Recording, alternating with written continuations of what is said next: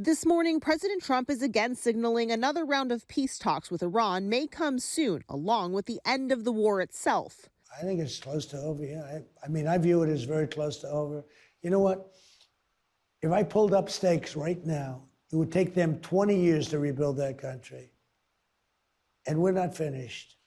We'll see what happens. The president has made similar predictions over the past 7 weeks since launching the first strikes on Iran.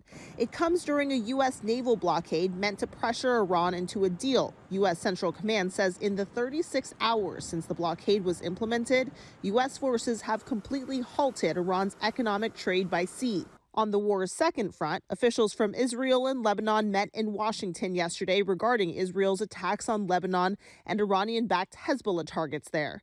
The talks were hosted by Secretary of State Rubio. This is a process, not an event. This is more than just one day. This will take time, but we believe it is worth this endeavor. And on social media overnight, Trump doubling down on his criticism of Pope Leo, who has repeatedly called for peace in the conflict.